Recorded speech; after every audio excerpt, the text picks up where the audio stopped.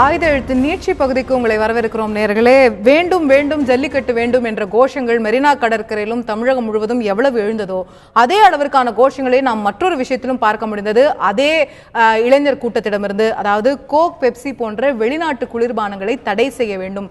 இந்த வெளிநாட்டு கம்பெனிகள் தான் தமிழகத்தின் வளங்களை சுரண்டி கொண்டிருக்கிறார்கள். அதற்கு உதாரணமாக பீட்டா போன்ற அமைப்புகள் சொல்லப்பட்டன. இது போன்ற குளிர்பான அமைப்புகளும் வெகுவாக சொல்லப்பட்டன. அந்த போராட்டங்களில் அந்த குளிர்பானங்களை வாங்கி வந்து அந்த பாட்டில்களை போட்டு உடைக்கூடிய காட்சிகளை நாம் அதிகமாக பார்க்க முடிந்தது. ஜல்லிக்கட்டு என்று அவர்கள் வைத்த கோரிக்கைக்கு மத்திய மாநில அரசுகள் செவிசாய்த்து ஒரு சட்டத்தை ஏற்றிருக்கிறார்கள்.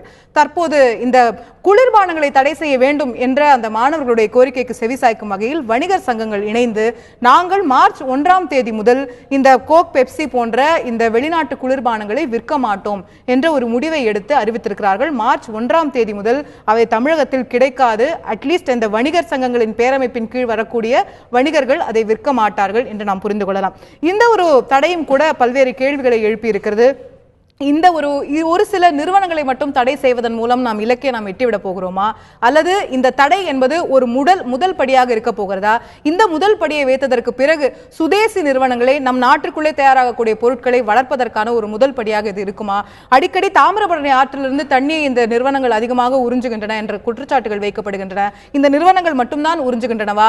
மற்ற நிறுவனங்களை நாம் என்ன செய்ய போகிறோம்? இவர்களை விட அதிகமாக தண்ணீர் எடுக்கக்கூடிய நிறுவனங்கள் கூட இருக்கின்றன. அவற்றை என்ன செய்ய போகிறோம்? இப்படி பல்வேறு கோணங்களில் பேசி விவாதிக்க வேண்டியிருக்கிறது. இந்த பெப்சி கோக் எதிர்ப்பு, வியாபாரமும் பொதுநலனும் என்ற தலைப்பில் இந்த நீட்சி பகுதியில் விவாதிக்க இருக்கிறோம்.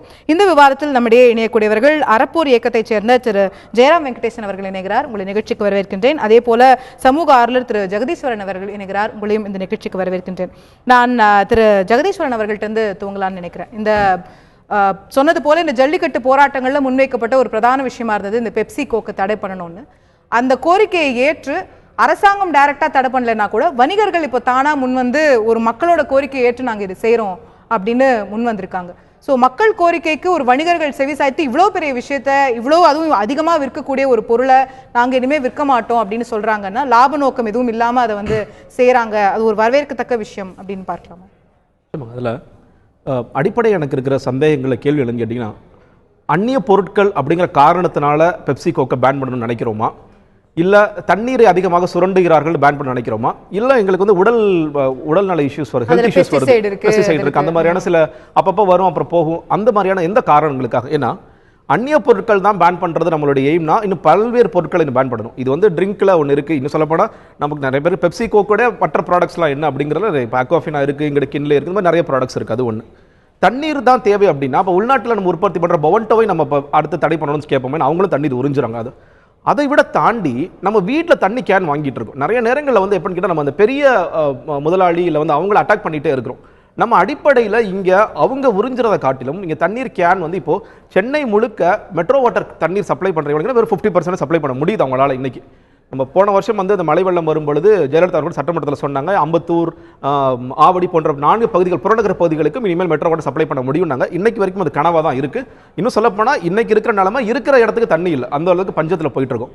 அப்படி பார்க்கும் பொழுது தண்ணீர் தான் தேவைன்னா இந்த தண்ணீர் கேன்லாம் அதை என்ன டேட்டா வச்சிருக்கோம் அப்படிங்கிற ஒரு கேள்வி வருது. இல்லை ஹெல்த் இஷ்யூஸ் தான் அப்படின்னா நமக்கு அத்தன்டிகேட்டான ரிப்போர்ட் இருக்கா? ஏன்னா பல்வேறு சமயங்களில் நீங்கள் சொல்கிற மாதிரி பெஸ்டிசைடு இருக்குது அப்படின்னு ஒரு ரிப்போர்ட் வந்திருக்குங்கிறாங்க. இப்போ மேகியில் என்ன நினச்சி நம்ம பார்த்தோம், மேகி வந்து தடையே செஞ்சோம், அதற்கு பிறகு இல்லை இவங்க செஞ்சு மறுபடியும் வந்துருச்சு. அந்த மாதிரி மறுபடியும் அதாவது சில ஹெல்த் இஷ்யூஸ் இருக்குன்னு சொல்கிறாங்க. அதாவது நிறைய குடிச்சினா ஒபிசிட்டி வரும், அந்த மாதிரியான பிரச்சனைகள் இருக்குது. அதை தாண்டி வேறு என்னென்ன சிக்கல்கள் இருக்குது அப்படிங்கிற அந்த 3 விஷயங்களில் எதை நம்ம பிரதான கோரிக்கையாக வைக்கிறோம் அப்படிங்கிற ஒரு தெளிவு வேணும்னு பார்க்குறேன். இல்லை இது வந்து தண்ணீர் தான் அப்படின்னு முடிவாயிடுச்சுன்னா நீங்கள் இப்போ உள்நாட்டு குளிர்பானங்களுக்கு என்ன பதில் சொல்ல போகிறீங்க? தண்ணீர் நீங்கள் வந்து தண்ணீர் கேனுக்கு என்ன பதில் சொல்ல போகிறீங்க? ஏன்னா ஒரு அரசாங்கத்தோட கடமையாக நான் பார்க்குறேன். எல்லா வீட்டுக்கும் தண்ணி கொடுக்க வேண்டியது ஒரு அரசாங்கத்தோட கடமை. இப்போ எல்லார் வீட்டுக்கும் தண்ணி கேன் சப்ளை பண்ண முடியுதுன்னா எல்லார் வீட்டுக்கும் ஏன் மெட்ரோ வாட்டர் கொண்டு வர முடியல அப்படிங்கிற ஒரு பிரதானமான கேள்வி. ஏன்னா இன்னைக்கு வரைக்கும் பல ஏரிகள், இன்னைக்கு சென்னைக்குள்ளே நிறைய பேர் சொல்றது மெட்ரோ வாட்டர் நினைச்சாங்கன்னா சென்னை முழுக்க தண்ணீர் கொடுக்க முடியும். நல்ல உதாரணம் வரப்போறே அதை ஸ்டடி பண்ணிருக்காங்க. அவங்க வந்து கொரட்டூர் ஏரி எடுத்திருக்காங்க. கொரட்டூர் ஏரியில் தண்ணி இருக்கு, ரொம்ப வருஷமா தண்ணி இருக்கு. அதாவது மழை இருந்தாலும் சரி, வறட்சி இருந்தாலும் சரி, அந்த தண்ணீர் வந்து பிடபிள்யூடி மெட்ரோட ஒப்படைச்சு நீங்க தண்ணீர் சப்ளை பண்ணுங்கிறாங்க. மெட்ரோ ஸ்டடி பண்ணி பார்க்குறாங்க. அதில் வந்து ஆவின் தங்களுடைய கழிவுகளை விட்டுட்டு இருக்காங்க. இன்னைக்கு வரைக்கும் நடக்குது. இன்னைக்கு ஆவின் வந்து தமிழக நிறுவனம் விட்டுட்டு இருக்காங்க. அவங்க எங்களால் அவங்களை கட்டுப்படுத்த முடியல, ஆவின்ட்ட பேசி பார்த்துட்டு ஒன்றும் நடக்கல, மறுபடியும் நீங்களே பிடபிள்யூ கொடுக்குறாங்க. போடு ஏரிக்கு பெரிய சண்டையெல்லாம் போட்டோம், நம்ம தண்ணீர் நடையெல்லாம் பண்ணோம், பல அரசியல்வாதிகள் இறங்கி களத்துல போராட்டாங்க, இங்க கட்டணம் வரப்போதுன்னு சொன்னாங்க. அதெல்லாம் தாண்டி அங்க இருக்கிற தண்ணீர் அன்யூசபிளா இருக்கு, இன்னைக்கு வரைக்கும் தண்ணீர் கொடுக்கல. அப்ப இந்த மாதிரி சென்னையில் இருக்கிற ஏரிகள்ல இருந்த தண்ணீரை நம்மளால ஏன் கொடுக்க முடியல அப்படிங்கிற சில அடிப்படை நேரம் அந்த அந்த அந்த விஷயம் நல்லது. கோக்கையோ இல்ல பெப்சியோ தண்ணீர் உறிஞ்சுறாங்கன்னு சொல்றதை காட்டிலும் இதுக்கு நம்ம என்ன பதில் வச்சிருக்கோங்க பார்க்கணும். திரு அறப்போர் இயக்கத்தை சேர்ந்த திரு ஜெயராமன் அவர்கள்ட்ட கேட்க விரும்பக்கூடிய விஷயம், முதற்கட்டமா உங்களுடைய பார்வை பெற விரும்புகிறேன். இந்த ஒரு குளிர்பானங்களுக்கான, வெளிநாட்டு குளிர்பானங்களுக்கான ஒரு பேன் இல்லை நாங்கள் அதை விற்க மாட்டோம் அப்படின்னு சொல்றத நீங்க எப்படி பார்க்குறீங்க? இதுல வந்து இது வந்து ஒரு நல்ல துவக்கம்னு சொல்லலாம். இது ஏன் அப்படி சொல்றோம் அப்படின்னு சொன்னா, வணிகர் சங்கங்கள் இது வந்து ஒரு பேன் வந்து அரசாங்கம் பண்ணக்கூடிய பேன் இல்லை. இது வந்து அவங்களா தானாக முன் வந்து நாங்க விற்க மாட்டோம் அப்படின்னு சொல்லியிருக்கிற விஷயம் வந்து கொஞ்சம் வித்தியாசமான ஒரு விஷயம். ஆனா இது வந்து இது வெளிநாட்டு குளிர்பானங்கள் கொக்கோ கோலா பெப்சியை மட்டும் ஏன் பண்றாங்க அப்படிங்கிற கேள்வி வந்து ஒரு மிக மிக நியாயமான கேள்வி. ஏன்னா பாத்தீங்க அப்படின்னு சொன்னா, நம்ம இப்ப தாமிரபரணி ஆத்துல நம்ம இயக்கத்திலேருந்து நம்ம RTI போட்டு எடுத்த இன்ஃபர்மேஷன்லயே பார்த்தோம் அப்படின்னு சொன்னா, தாமிரபரணி ஆத்துல வந்து 53% தண்ணீர் எடுத்துட்டு இருக்கிறவங்க இன்னைக்கு வந்து பாத்தீங்கன்னா ATC டயர்ஸ் அப்படிங்கிற ஒரு நிறுவனம். கொக்கோ கோலா பெப்சி சேர்ந்து 23% தண்ணீரை வந்து ஒரு வருஷத்துக்கு எடுத்துட்டு இருக்காங்க அப்படிங்கிறது தான் நமக்கு வந்து RTIல கிடைச்சிருக்கக்கூடிய டேட்டா. ஆனா வந்து அலோகேஷன் எவ்வளவு அவங்க எடுக்கலாம் அப்படிங்கிறது வந்து 67% கம்மியா தான் எடுக்கிறாங்க. 67% வந்து கொக்கோ கோலா பெப்சிக்கு தான் அதுல இருக்கிறத வந்து நம்மளால பார்க்க முடியுது. அப்போ கிட்டத்தட்ட இவ்வளவு நிறுவனங்கள் வந்து தாமிரபரணி ஆத்திலேருந்து இன்னைக்கு எடுத்துக்கிட்டு இருக்காங்க. ஆனா வந்து இந்த கோபம் எங்கேருந்து வருது அப்படிங்கிறது நம்ம பார்த்தோம் அப்படின்னு சொன்னா, இது வந்து பல ஆண்டுகளா வந்து இங்க மட்டும் இல்லை, உலகம் ஃபுல்லா இருக்கக்கூடிய ஒரு விதமான கோபங்கள். ஏன்னா வந்து ஒரு நிறுவனம் வந்து அவங்க வந்து ஒரு பிசினஸ் செய்யும் பொழுது அது வந்து ஒரு பிசினஸா மட்டும் செய்யாம கார்ப்பரேட் சோஷியல் ரெஸ்பான்சிபிலிட்டி நம்ம இன்னைக்கு வந்து ஒரு 2% பேசுறோம். ஆனா அவங்களுடைய பிசினஸே வந்து ஒரு சோஷியல் ரெஸ்பான்சிபிலிட்டியோட பண்ணணும் அப்படிங்கிறது மிக மிக முக்கியமான ஒரு விஷயமா நம்ம பார்க்கணும். உதாரணத்துக்கு நாங்கள் அமெரிக்காவில் இருக்கும் பொழுது, அங்கே யூனிவர்சிட்டியில் படிக்கும்போது அங்கே வந்து ஒரு சாய்ஸ் கொடுத்தாங்க, ஒரு எக்ஸ்க்ளூசிவிட்டி. ஒவ்வொரு யூனிவர்சிட்டிலையும் வந்து கொக்கோ கோலா வந்து இருக்கணுமா பெப்சி இருக்கணுமான்னும் பொழுது, அப்போ வந்து அங்கே யூனிவர்சிட்டி ஸ்டூடெண்ட்ஸ் போய் இந்த மாதிரி வந்து இந்தியாவில் வந்து மெஹந்திகஞ்சுங்கிற கிராமத்தில் வந்து கொக்கோ கோலா வந்து அங்கே தண்ணீரை உறிஞ்சு அந்த பகுதி பூரா வந்து விவசாயமே பண்ண முடியாத ஒரு நிலை ஏற்பட்டது. பிளாச்சிமாடாவில் வந்து அவங்க வந்து ஸ்லட்ஜில் வந்து கேட்மியம் கண்டென்ட் இதெல்லாம் வந்து வெளியே வந்து அதை வந்து விவசாயிகளுக்கு ஃபர்டிலைசராக வைக்கும்போது அது ரொம்ப கான்சென்ட்ரேட்டடாக இருக்கும்போது இந்த மாதிரி பிரச்சனைகள் உருவாச்சு. இந்த மாதிரி விஷயங்களை வந்து அங்கே யூனிவர்சிட்டியில் வச்சு பார்த்தீங்க அப்படின்னு சொன்னால், மிச்சிகன் யூனிவர்சிட்டியில் வந்து கொக்கோ கோலாவை வந்து பேன் பண்ணாங்க. நியூயார்க் NYUல பேன் பண்ணாங்க. ஒரு கேள்வி வருது, இதே கொக்கோ கோலாவாலையும் பெப்சியாலையும் இதே போன்ற சில முறைகேடுகளையோ இல்ல சில ஒரு கேடு விளைவிக்கக்கூடிய விஷயங்களையோ அதே அமெரிக்காலயோ மற்ற நாடுகளையோ செய்ய முடியுதா? அவங்க அங்க தோன்றிய அந்த நாடுகள்ல நீங்களே சொல்றீங்க ஒரு கல்லூரிக்குள்ள கூட அவங்களால நுழைய முடியல. இது எதனால? அப்ப நம்மளோட பிரச்சனை கொக்கோ கோலாவா நம்மளோட சிஸ்டமா? ஜனநாயகம். அதுதானே சொல்ல வரேன். அங்க வந்து அந்த ஒரு ஜனநாயகம் இருக்கு. பிளஸ் வந்து நீங்க வந்து சிஸ்டத்தை வந்து அந்த அளவுக்கு ஈஸியா வந்து ஏமாத்திர முடியாது. பல நிறுவனங்கள் வந்து அங்க வந்து என்ன ஸ்டாண்டர்ட் ஃபாலோ பண்றாங்களோ அதே ஸ்டாண்டர்ட் இங்க ஃபாலோ பண்றாங்களா அப்படின்னா இல்ல. அதனால நம்ம யார கேள்வி கேட்கணும் அப்படிங்கிறது அது வந்து மிக மிக முக்கியமானது. அந்த பாயிண்ட் தான் நான் வரேன்.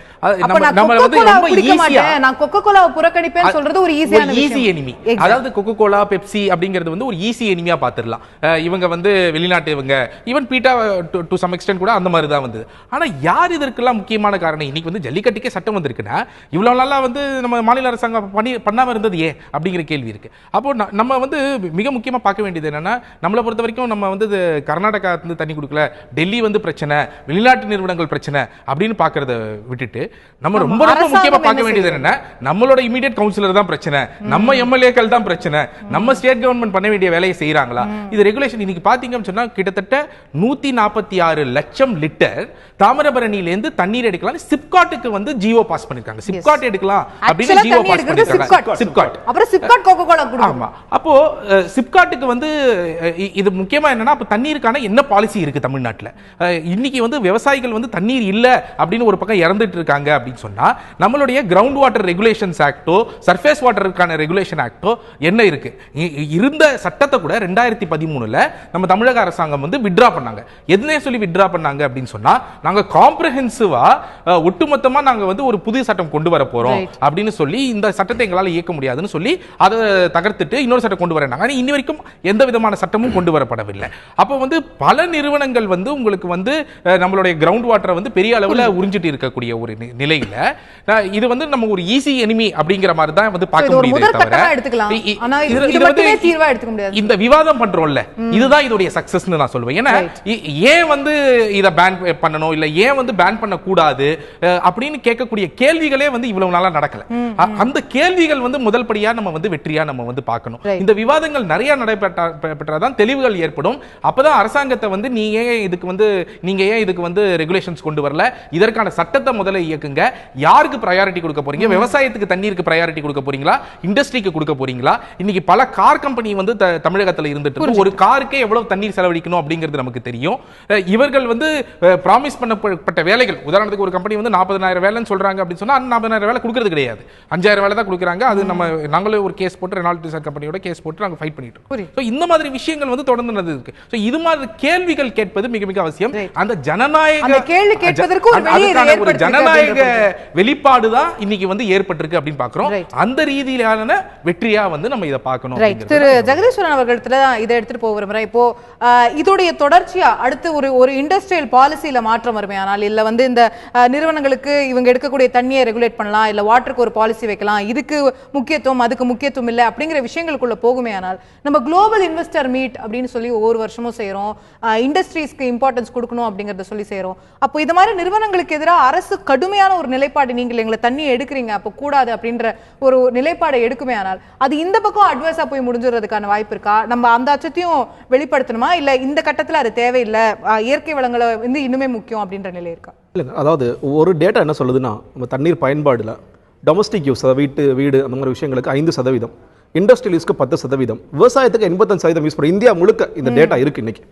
நம்ம அதனால இப்போ நீங்க இண்டஸ்ட்ரி பேசுற மாதிரி விவசாயத்திலையும் நம்ம எப்படி தண்ணீர் பயன்பாடு நம்மளே பல விவாதங்களில் பேசியிருக்கிறோம். குறிப்பாக வந்து இன்னைக்கு கிருஷ்ணா பேசின்ல என்ன நடக்குது, இன்னைக்கு எல்லாருமே வந்து கரும்பு இல்லை நெல்லை போட்டு அதிகமாக தண்ணீர் எடுக்கக்கூடிய கிராப்ஸை போட்டுட்டு இருக்காங்க. நம்ம அடிக்கடி சொல்றது, மத்திய அரசாங்கமே ஒரு அக்ரிகல்ச்சரல் பிளான் கொண்டு வரணும், மாநில ஒரு அக்ரிகல்ச்சர் பிளான் கொண்டு வந்து இந்த ஊரில் நாங்கள் இதை எதிர்பார்க்கிறோம், மக்களுக்கு இந்த தேவைகள் இருக்கு அப்படி கொண்டு வாங்கன்னு சொல்றோம்.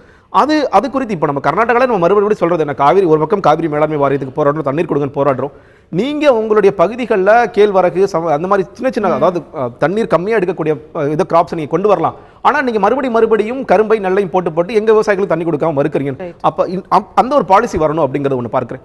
இன்னொன்று, இப்போ இவர் சொன்ன அந்த சாய்ஸ்ங்கிற விஷயம் இங்கே அப்ளிகபிள் ஆகணும்னு நினைக்கிறேன். ஏன்னா இப்போ நான் ஒரு தரப்புல பார்க்கும்போது, இப்போ வெள்ளையன் அவர்கள், விக்ரமராஜ் அவர்கள் 2 பேருமே வெவ்வேறு தேதிகள் அறிவிச்சிருக்காங்க. அதுல இப்போ 2 விதமான கடைக்காரர்கள் இருப்பாங்க. ஒருத்தர் சூப்பர் மார்க்கெட் வச்சிருப்பாரு, அவருக்கு கொக்கோகோலா பெப்சியும் ஒரு 2% தான் விற்பனை ஆகும், அது லாஸ் பண்றதுனால பெரிய இழப்பா இருக்காது. ஒருத்தர் ஒரு எக்ஸ்க்ளூசிவ் கூல் ட்ரிங்க் கடை தான் வச்சிருக்காரு, அவருடைய மொத்தமா ஒரு 80% பெப்சி கோக் வச்சிருக்காரு. அப்படிங்கும் பொழுது அவர்கிட்ட நீ தடை பண்ண கடையை மூட, அதையும் கொஞ்சம் யோசிக்கணும்னு நினைக்கிறேன். அதனால அந்த சாய்ஸ் அவங்கள்ட்ட கொஞ்சம் கொடுக்கலான்னு பார்க்கிறேன். நீங்க வந்து மொத்தமா, ஏன்னா நம்ம ஜல்லிக்கட்டுல என்ன கேட்கிறோம், மொத்தமா எதுவுமே பேன் பண்ணாதீங்க, ரெகுலேட் பண்ணுங்கன்னு சொல்றோம். அதே மாதிரி இதுலயும் மொத்தமா பேன் அப்படிங்கறதோட நீங்க யாருக்கு தேவை இருக்கு முறைப்படுத்துறதுக்கு வேற ஏதாவது வழி இருக்கா? இதுக்கான தீர்வு வந்து என்னன்னா, நம்மளே புறக்கணிக்கும்போது தானா அதுக்கு குறைஞ்சிரும். இப்ப நீ மாணவர்கள் தான் நீ புறக்கணிச்சாங்க இல்லையா, தொடர்ச்சியாக எங்கள் கோக் வேணாம் பெப்சி வேணாம்னு சொல்லும்போது இது ஆட்டோமேட்டிக்கா அந்த நுகர்வோர் மக்கள் கிட்ட இருந்து வர வேண்டிய அவசியம் இருக்குன்னு சொல்றீங்க. உங்களுடைய இறுதியான பார்வை திரு ஜெயராமன், நிகழ்ச்சி நிறைவு.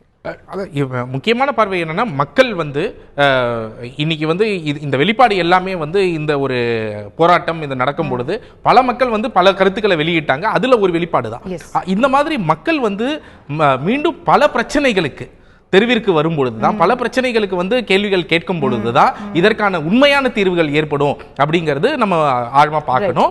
அதன் ஒரு வெளிப்பாடாக இந்த கொக்கோலா பெப்சி அப்படிங்கிறத தாண்டி நம்மளுடைய நீர்நிலைகளை எப்படி பாதுகாக்கிறது, அதை பாதுகாக்கிறதுக்கு இது வரைக்கும் எதுவுமே செய்யப்படலை அப்படிங்கிற விஷயங்களை நம்ம மிக மிக முக்கியமா பார்த்து அதற்கான தீர்வுகள் இதை வந்து ஒரு முதற்படியாக எடுத்துக்கொண்டு ஆழமான பல விஷயங்களுக்குள்ள போக வேண்டிய அவசியம் இருக்கிறது அப்படிங்கறத 2 விருந்தினருமே கூட வலியுறுத்தியதை நாம் பார்க்கிறோம். இந்த ஒரு பெப்சி கோக்குக்கான எதிர்ப்பு அப்படிங்கிறது ஒரு குளிர்பானத்தை நான் வந்து குடிக்க மாட்டேன், இது வந்து இவர்கள் தான் எங்களுடைய மொத்த எதிரி அப்படிங்கறது ஒரு விஷயத்தோடு நின்று விடாமல், இதை தாண்டி நம்முடைய நீர்நிலைகளை எப்படி பாதுகாப்பது, நம்முடைய விவசாயத்திற்கு எப்படி உதவுவது, இப்படி பல்வேறு சுதேசி பொருட்களை எப்படி ஊக்குவிப்பது, இதே போன்ற குளிர்பானங்கள் இந்தியாவில் தமிழ்நாட்டில் தயாரிக்கப்படக்கூடிய குளிர்பானங்களும் இருக்கின்றன, அவற்றை நாம் ஏன் அதிகம் பயன்படுத்துவதில்லை, நாம் வாங்குவதில் தானே இருக்கிறது அப்படிங்கிற கேள்வியும் கூட எழுகிறது. சோ இந்த மாதிரியான ஆழமான அடுத்த கட்டமான விஷயங்களுக்கு இந்த விவாதங்கள் அடுத்த கட்டத்திற்கு செல்ல வேண்டும், மக்களிடம் விழிப்புணர்வு அதிகரிக்க வேண்டும் என்றுதான் இந்த 2 விருந்தினர்களும் கருத்தாக சொன்னதை நாம் பார்த்தோம். நேயர்களே, தற்போது இந்த நிகழ்ச்சியை நிறைவு செய்தாக வேண்டும். நிகழ்ச்சியில் கலந்து கொண்ட 2 விருந்தினர்களுக்கும் நன்றி,